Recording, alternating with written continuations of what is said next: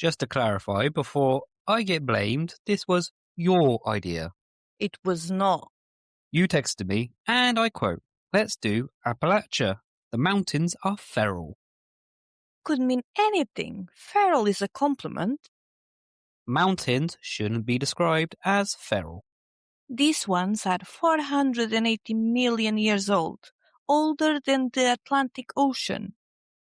You keep saying that like the ocean owes them money. I'm just saying, if something ancient lives there, technically we're the newcomers. Nothing lives there. That's not true. Millions of people live there. You know what I mean? No, I don't. Because every time someone from Appalachia hears that sentence, a grandma appears behind you with salt and iron. We're starting strong, offending mountain grandmas. You do not offend Appalachian grandmas. They know things. Like what? Like not answering when something calls your name at night. That's just basic stranger danger. From the woods? Yes. At 2 a.m.? Still yes. In a voice that sounds exactly like yours. I don't like how you phrase that. That's a real rule. It's a superstition. So is don't whistle at night? You can whistle whenever you want. Don't. I'm going to. Look, I swear. Just a noise. Why did it go quiet? It didn't. No, it did. You're imagining it. Okay, that's fine. That's fine. We'll just not do that again. You're being dramatic. Am I?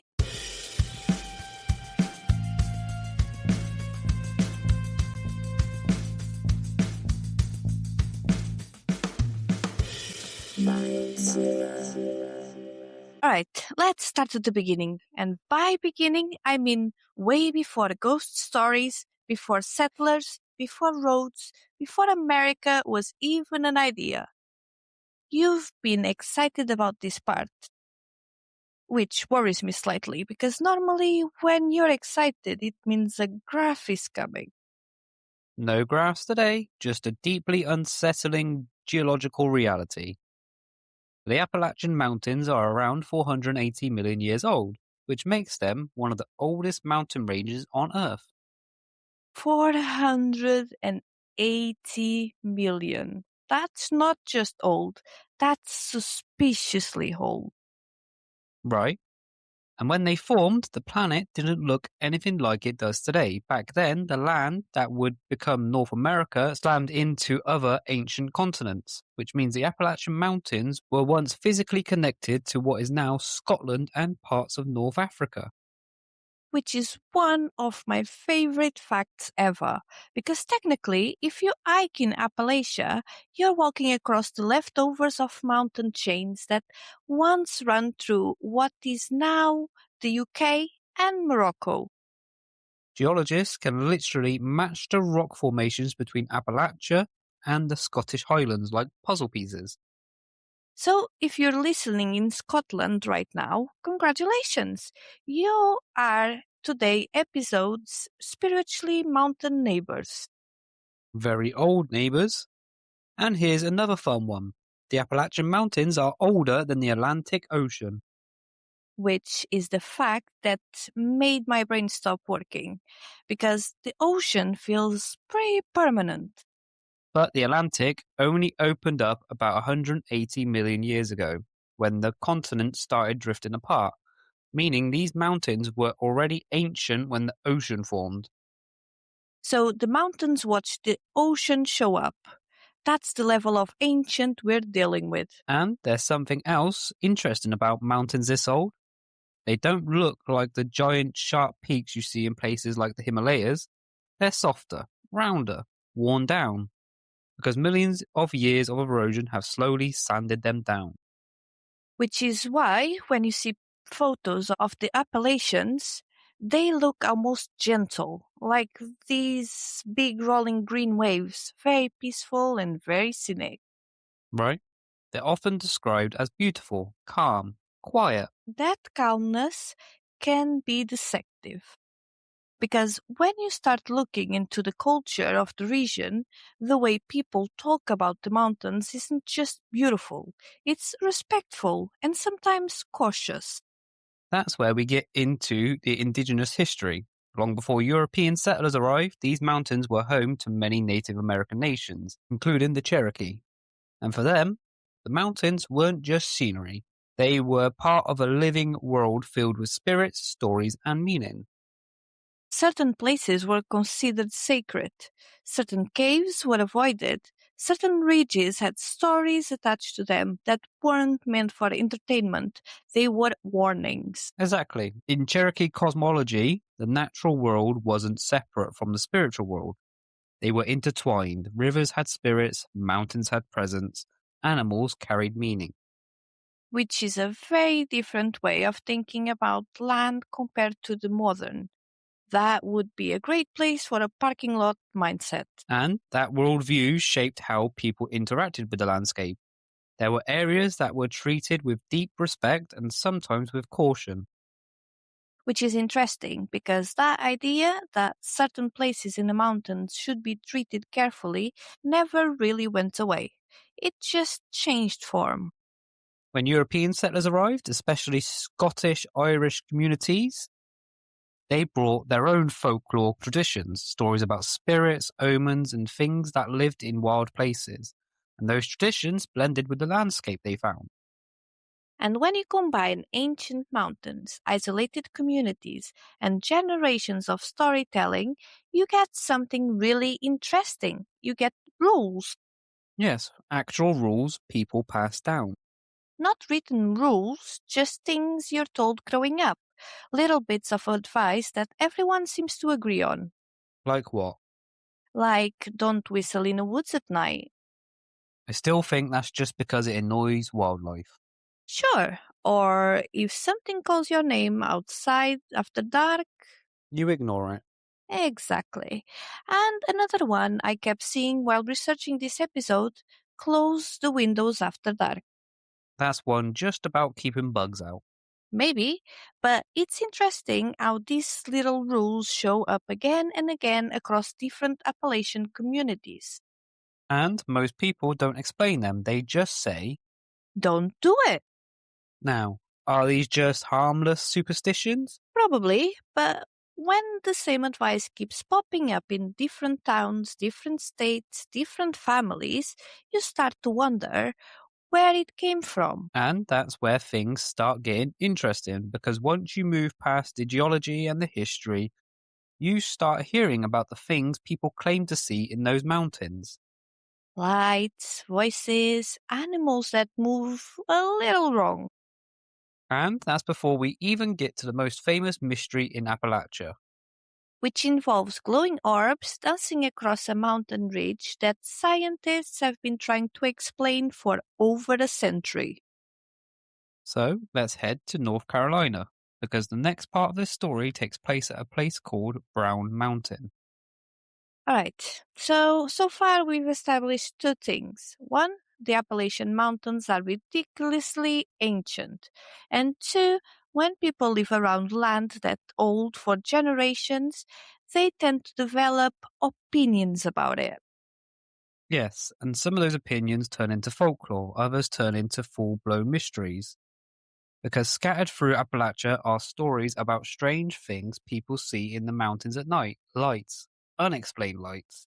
And not the, oh, that's someone porch lamp kind.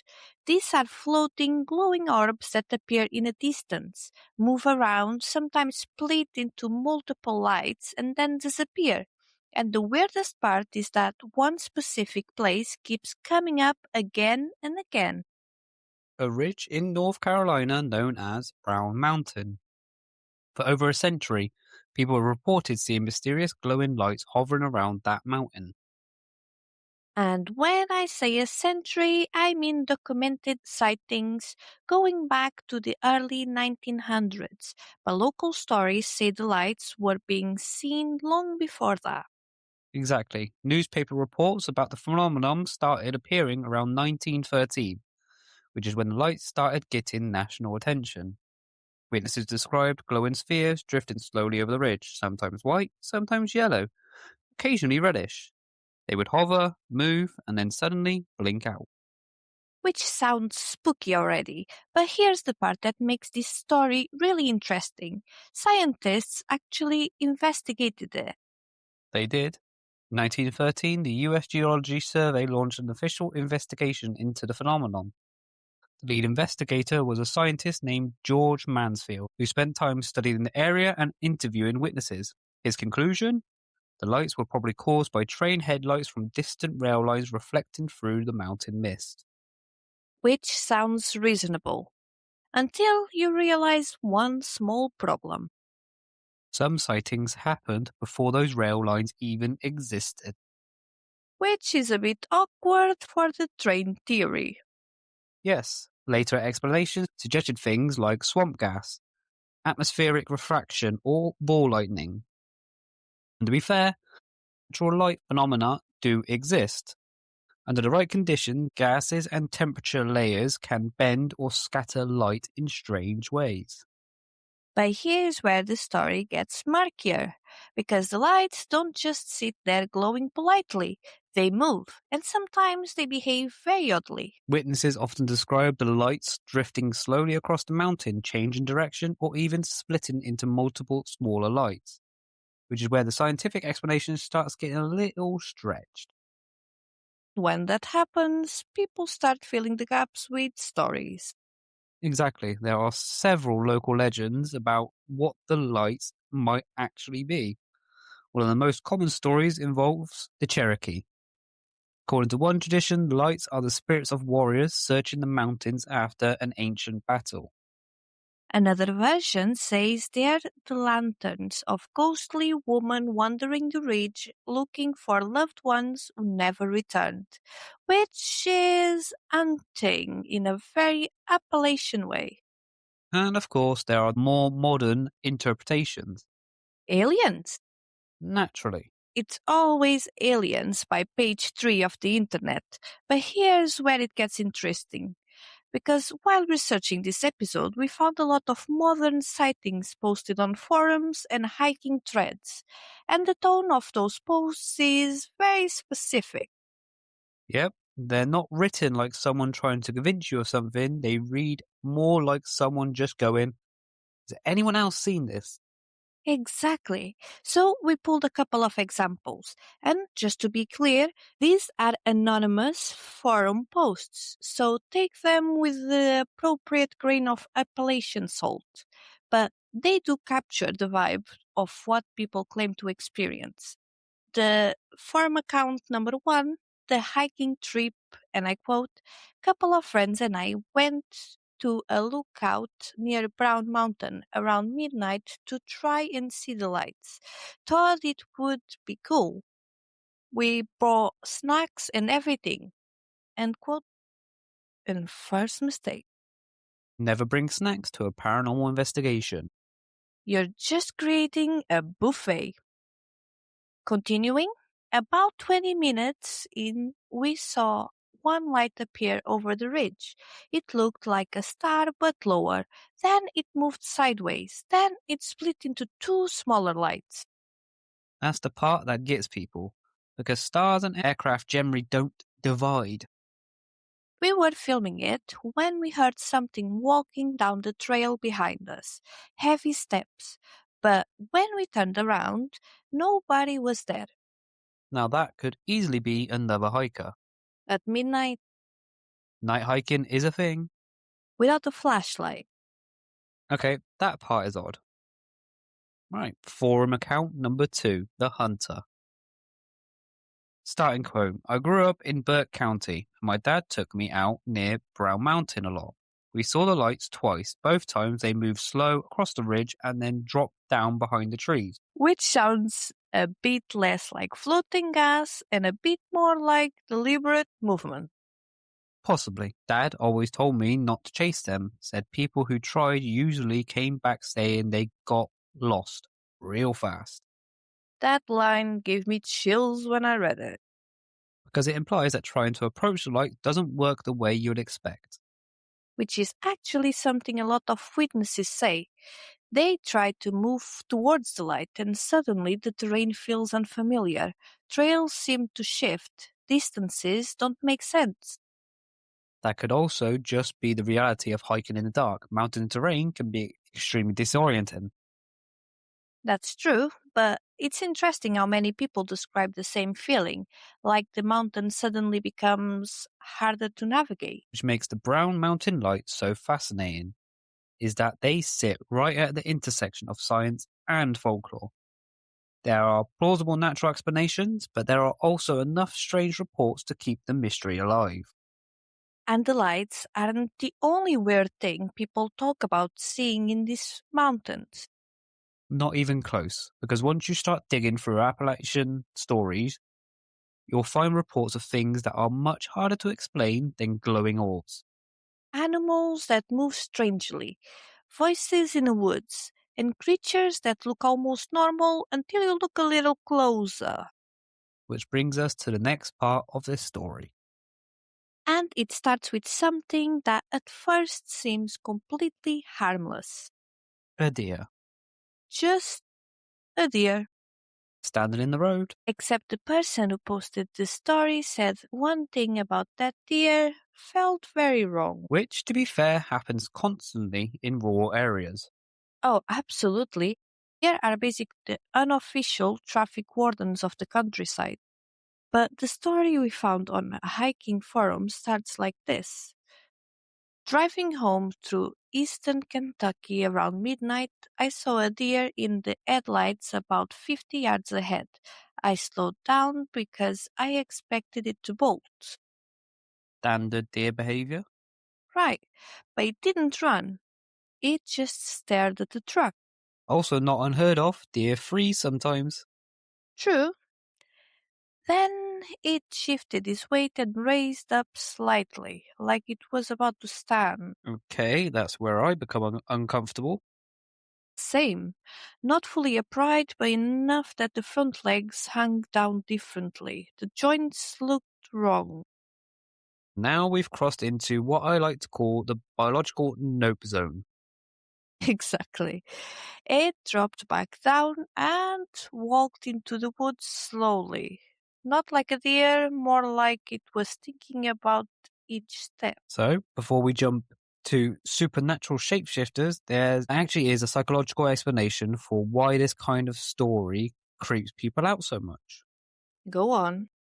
Humans are extremely good at recognizing biological movement patterns. We subconsciously understand how animals are supposed to move. If something moves in a way that's just slightly off, our brain flags it immediately. Like the uncanny valley, but for wildlife. Yes, a deer with an injury, an animal with neurological disease. Even the angle of headlights can distort posture. All of those things can create a moment where your brain goes, something is wrong with that.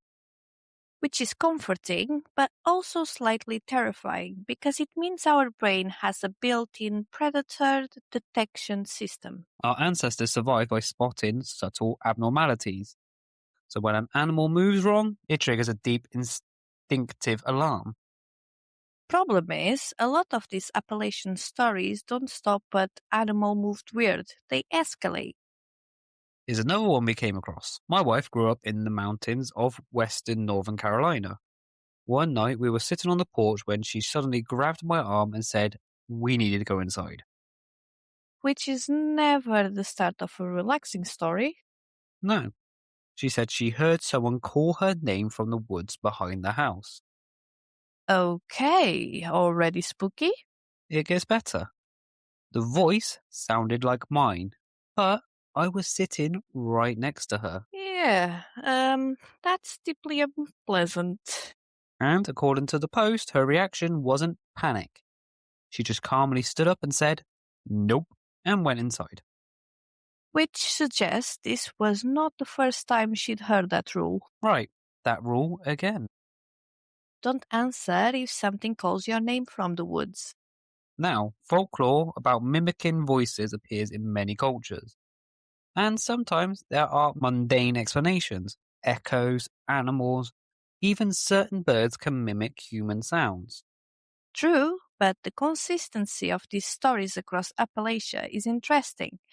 People describe the same experience, hearing a familiar voice from somewhere it shouldn't be, And then we move into full folklore territory because one of the creatures often mentioned in Appalachian legend is something called the, Wampus cat, which sounds adorable, like a slightly aggressive house pet.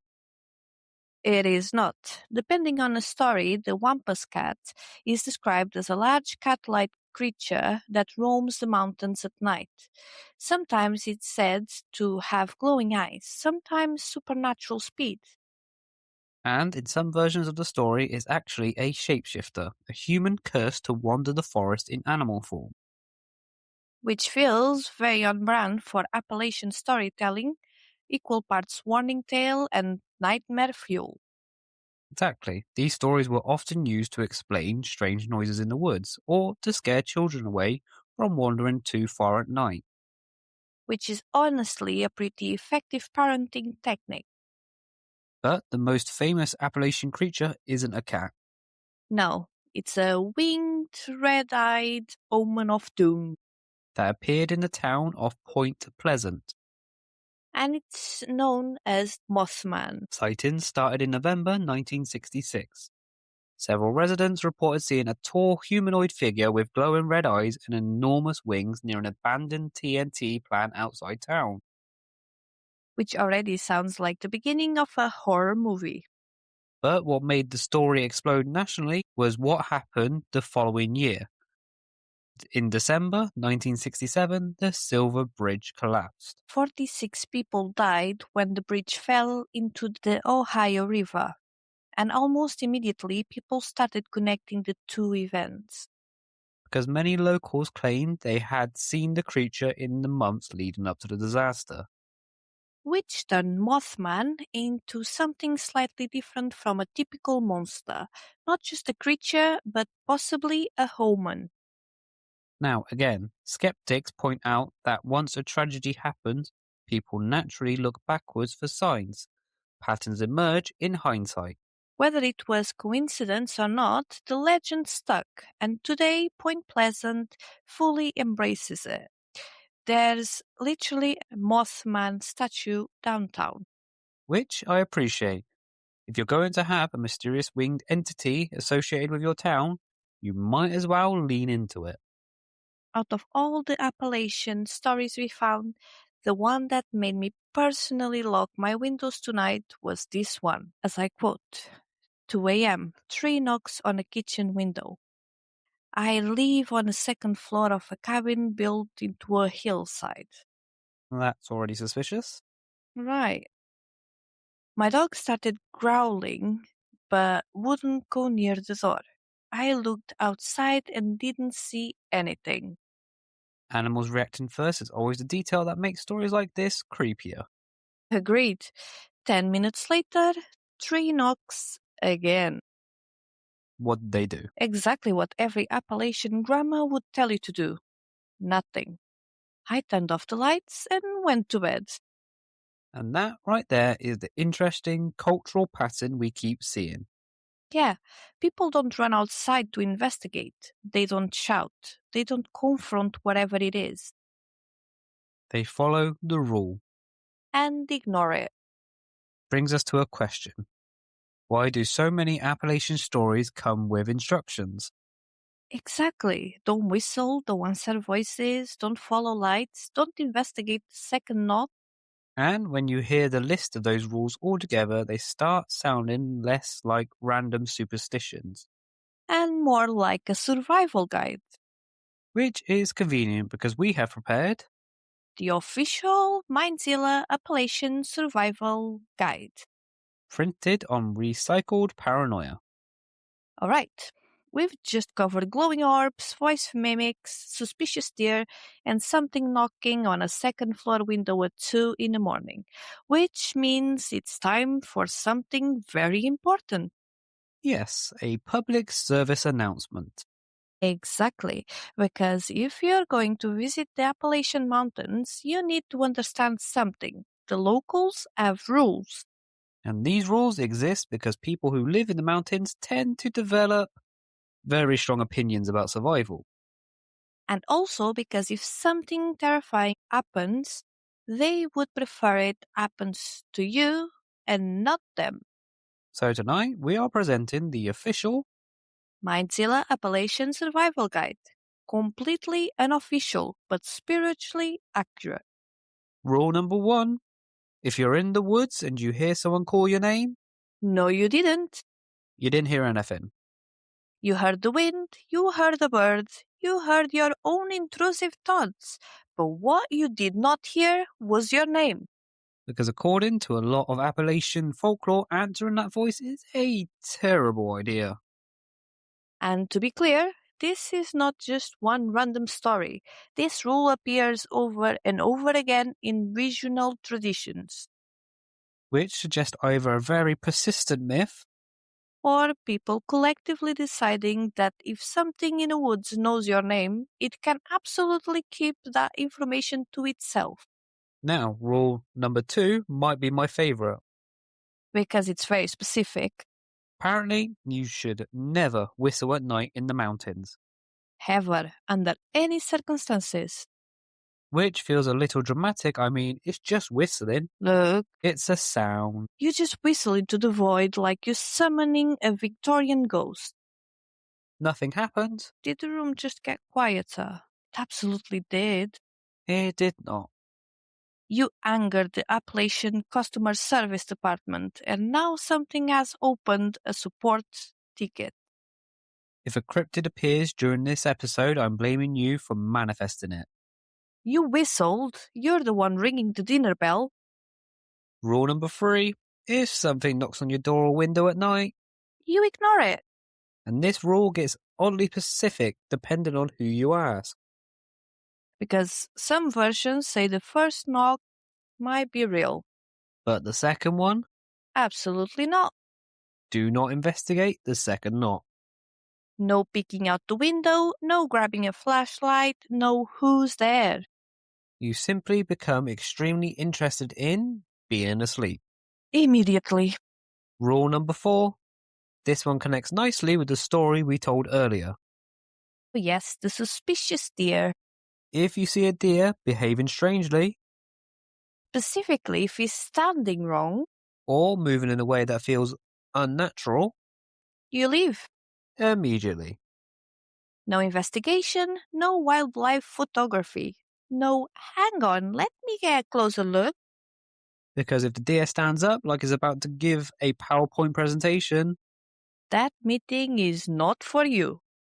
and this final rule isn't always written down, but a lot of outdoors people mention it. If the forest suddenly goes silent, Something has changed. birds stop singing, insects stop buzzing, everything pauses. And that usually means there's a predator nearby. Which could be something completely natural, like a mountain lion, or look after he whistles again. I am not the apex predator of Appalachia. We'll see. What's interesting about all these rules is that even though they sound superstitious, a lot of them actually make sense for a survival standpoint. Yeah, don't wander into dark woods, don't investigate strange noises at night, and don't approach wildlife behaving oddly. Those are objectively good safety practices, Folklore adds one extra layer. which is The suggestion that sometimes the thing making the noise in the woods. might not be an animal. And that brings us to the next part of Appalachian weirdness. Because lights and strange animals are one thing. But there's a deeper layer of stories people from the region tell. Stories about places in the mountains that feel. Wrong. And the people who went exploring there anyway. So far in this episode, we've talked about folklore, lights over mountains, strange creatures, rules people pass down about how to behave in the woods.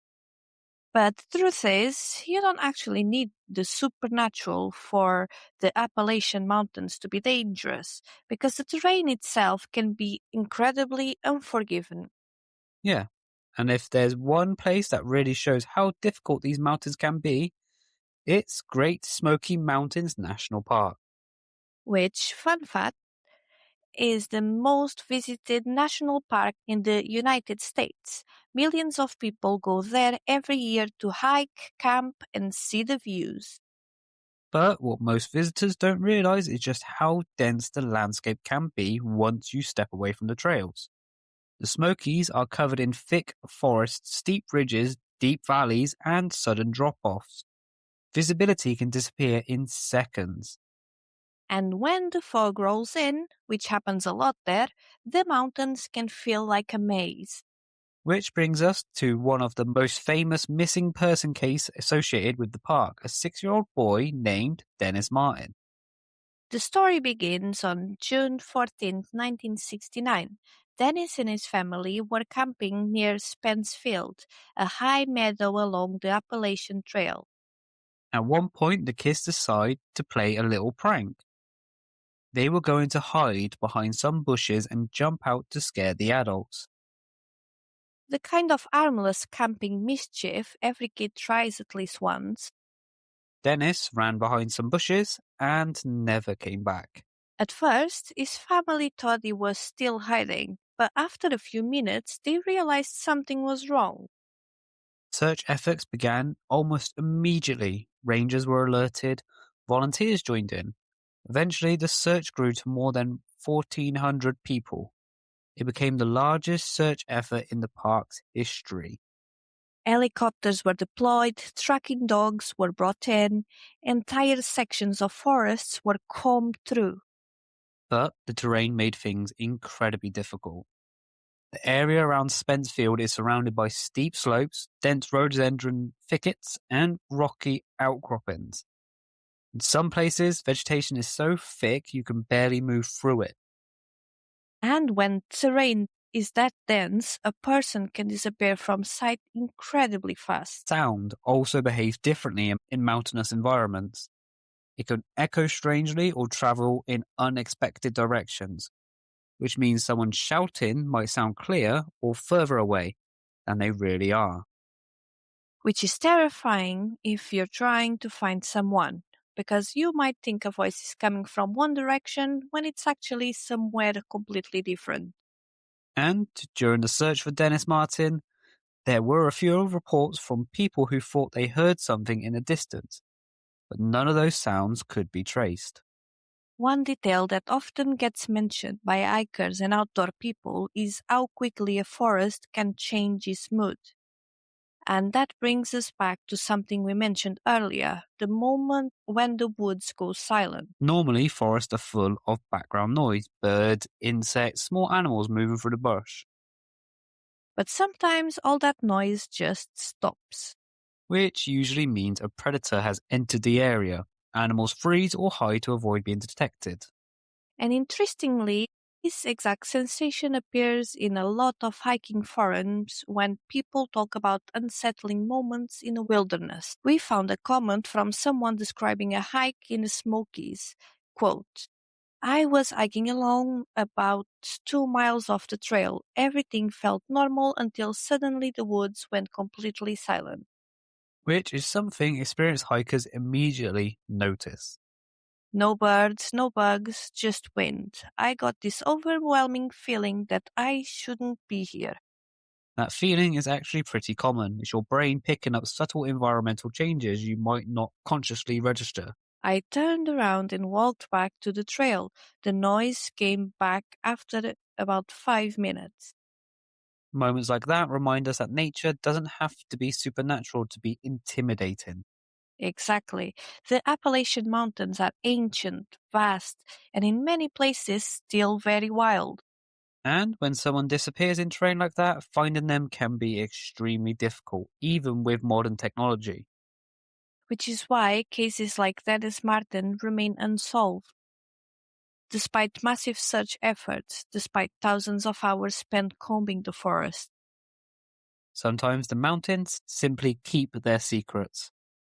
And maybe that's the reason Appalachian folklore exists. How so?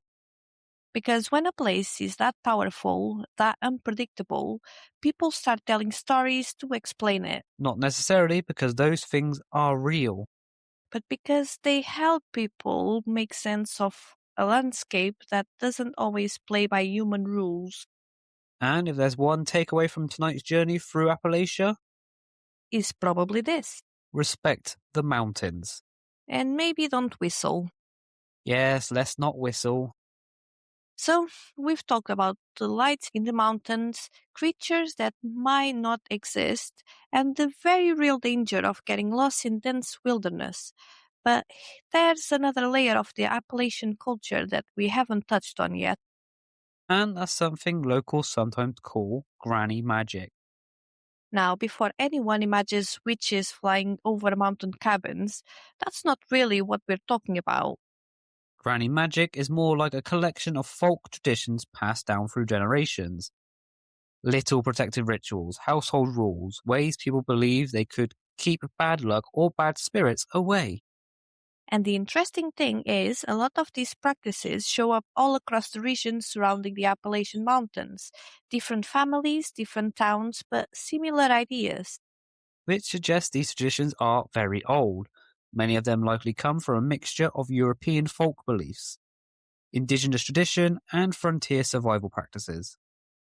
And when you're living in remote mountains where storms can roll in quickly and medical help might be hours away, people tend to develop ways of protecting themselves, even if those methods are a little unconventional. Iron above the door. One of the most common practices involving placing iron above a doorway. Sometimes it's a horseshoe, sometimes it's just a piece of iron nailed above the frame. Belief is that iron repels harmful spirits or negative energy. Which is actually a superstition that appears in a lot of cultures. Iron has been considered protective for centuries. And from a practical standpoint, if you're living on a farm, a spare horseshoe above the door is also just convenient storage. If a ghost shows up, you can fight it or shoe a horse. Either way, you're prepared. Then you have salt lines. Another very common practice is salt, sprinkling salt along doorways or windowsills, Salt has been used in purification rituals for thousands of years. The idea is that harmful forces can't cross it. which makes salt lines basically the security system of Appalachian folklore. Yeah, before alarm system, people had seasoning. You also have turning clothes inside out, Now, this next one is fascinating. If you get lost in the woods, some people believe you should turn your clothes inside out, which sounds bizarre at first, but the folklore explanation is that it confuses whatever might be leading you astray. almost like breaking a spell. But there is also a practical side. When you stop to turn your clothes around, you're forcing yourself to pause, to calm down, and to think. Which is actually one of the most important survival techniques if you're lost. Stop moving randomly, assess your situation. So, what sounds like a superstition might also be a clever wilderness psychology. Then you have covering mirrors. Some Appalachian households also had a tradition of covering mirrors during certain events, Especially during funerals or when someone in a house had passed away, the belief was that mirrors could trap spirits or reflect bad energy, which again might sound mystical, but it also served a social purpose. It marked the home as being in mourning, a visible sign that something serious happened. Then you have the superstition of not rocking an empty chair. Another one that pops up a lot is the idea that you should never rock an empty rocking chair, Because apparently, if you do, you're inviting spirits to come sit down. which feels like something invented by a grandmother who was tired of kids playing with the furniture. Honestly, genius parenting strategy. Stop doing that, or you'll summon a ghost. Effective? And finally, we arrive at one rule we've actually touched on earlier, closing the windows at night. A lot of Appalachian families were very firm about this. When the sun goes down, windows get shut.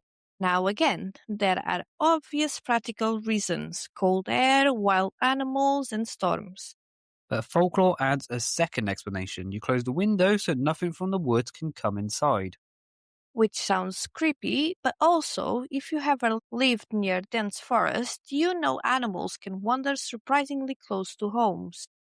Raccoons alone justify this rule. So, when you step back and look at all of these traditions together, they're less about magic and more about caution. Exactly. They're a cultural way of saying respect the environment, be careful at night, and pay attention to your surroundings. So, basically, spiritual insurance. Insurance with a slightly spooky policy manual.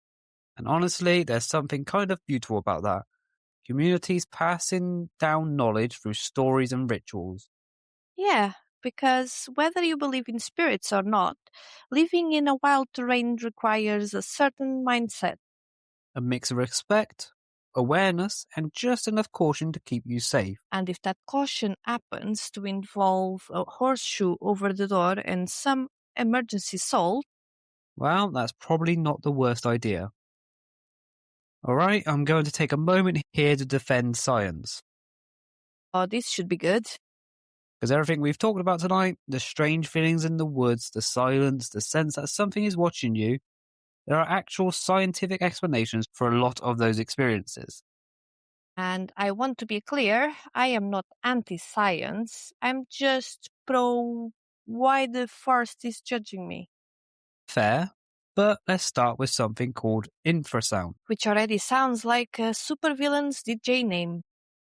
Infrasound refers to sound waves that exist below the range of human hearing. Humans generally hear between about 20 to 20,000 hertz. Infrasound is anything below that lower threshold. So basically, sound you can't hear, but it's still there. Exactly, and certain natural environments can generate infrasound. Strong winds moving across mountains, thunderstorms, even geological movements. Which means the environment around the Appalachian Mountains could technically produce these low frequency vibrations. Yes, and studies have shown that infrasound can cause some very strange sensations in humans. Feelings of anxiety, unease, a sense that something is nearby, even the feeling of being watched. Which sounds suspiciously like the emotional experience of walking through dark woods at night. Exactly, your brain is reacting to stimulus you don't consciously perceive, so you feel dread, but you don't know why. That's actually very unsettling. It gets better. Another factor is something we mentioned earlier, predator silence. When a predator enters an area, animals go quiet. Birds stop singing, small mammals freeze, insects reduce movement. Which creates that sudden the forest just turned off feeling. Right, and when humans experience that silence, our brains interpret it as a warning, because for most of human history, it was. If the woods went quiet thousands of years ago, something with teeth was probably nearby. There's also the geography of Appalachian itself. These mountains are full of cave systems, some of the largest on Earth, Including the massive network known as Mammoth Cave, which is the longest known cave system in the world, over 400 miles of mapped passageways. And that's just the sections we know about. meaning underground air currents, shifting pressure, and echoing sound can all behave in unusual ways across the region. Exactly. Wind moving through caves can produce vibrations. Those vibrations can travel through the ground and the air. And suddenly you've got strange noises or sensations appearing in places that seem completely quiet. And then there is something called environmental psychology, which basically studies how our surroundings influence our mental state. Dense forests are particularly powerful environments, limited visibility, unpredictable terrain, strange acoustics. Your brain starts filling in the gaps because humans evolved in landscapes where being alert kept you alive. Which means when you walk into a place that feels ancient, dark, and unpredictable, your body reacts physically. Your heart rate increases, your senses heighten. Your brain basically says, okay, we're in a wilderness now, let's not die. Exactly, that feeling of dread people describe is not imaginary, it's a real biological response. So when people say they felt watched in the woods, or the forest suddenly felt wrong, or they had the urge to leave an area immediately, those feelings often have completely natural explanations, which is honestly comforting. right? But I do have one question. Of course you do. All these scientific explanations, infrasound, predator behavior, environmental psychology, those are things researchers figured out fairly recent. It's true. So here's my question. Why do the rules predate the science? What do you mean? Well, think about it. Don't wander into the woods at night. Don't chase strange lights. Leave when the forest goes quiet. If something feels wrong, go home. Those rules have been passed down for generations, Exactly. Long before anyone knew what infrasound was, long before anyone studied environmental psychology, people in the mountains were already saying, hey, maybe don't do that. so your suggestion, I'm suggesting that folklore might just be ancient risk management, knowledge passed down in story form, which is actually a fascinating idea, right? Science eventually explains the mechanism, but culture figured out the behavior first. which means when Appalachian grandmothers told people not to wander into the woods at night, they might not have known about the predator patterns or acoustic distortions. But they knew enough to say, trust me, don't do it. Maybe that's the real lesson hidden in all these stories. And what's that? Science can explain why something feels dangerous, but folklore often tells you what to do about it. Which brings us back to the Appalachian rulebook. Don't answer the voice. Don't follow the lights. And maybe, Don't whistle. yes, definitely don't whistle. So tonight we've wandered through a lot of different layers of Appalachia and the very real danger of getting lost in forests that don't forgive mistakes. We've talked about folklore, and we've talked about science, and in a strange way, both of those things ended up pointing to the same place. Respect the mountains. Exactly, because the Appalachian Mountains are older than the Atlantic Ocean. They've watched entire civilizations come and go. They've seen thousands of years of people trying to understand them. And somewhere along the way, people started passing down a set of simple rules, not written in books, not posted in trail signs, just shared quietly between generations. Rules that sound a little strange if you hear them for the first time. But make more sense the longer you think about them. If something calls your name in the woods, Don't answer. if you hear whistling at night, Don't whistle back. if there is a knock on your window after midnight, Maybe don't investigate. and if the forest suddenly goes quiet, Pay attention because something's changed. and honestly, most of those rules are probably just common sense. Yeah, don't wander around in dark wilderness. Don't chase strange sounds. Trust your instincts. But even knowing the science behind it, there's still something about the mountains at night that makes those rules feel a little heavier. Yeah, because when you're surrounded by trees older than your entire country, your imagination starts working overtime.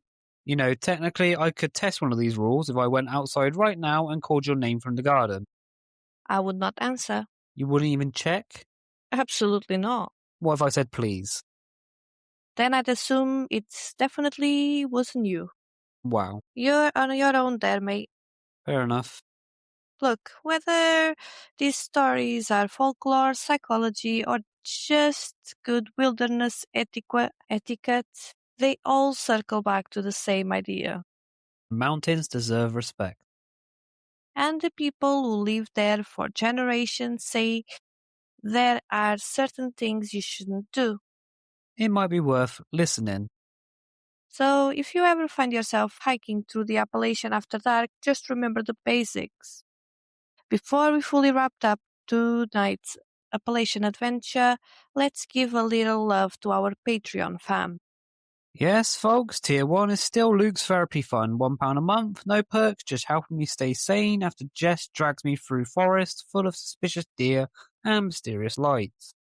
And Tier 2, which is £3 a month, gets you access to Part 5 of our Spain series and above. Travel, conspiracies, and maybe a ghost or two. For our highest tiers, we've just kicked off something new last week. We're diving into the 10 creepiest unsolved mysteries from old internet forums. Stuff you won't see anywhere else, and we try to piece it all together live.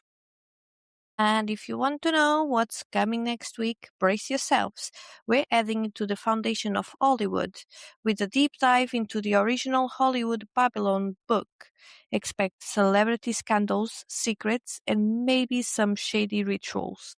So, if you want extra stories, extra creepiness, and a peek into our completely unhinged research rabbit holes, you know where to go. Patreon, support, chaos, fun, and Luke staying just barely sane. And that's it for tonight. See you next week. Bye. Bye.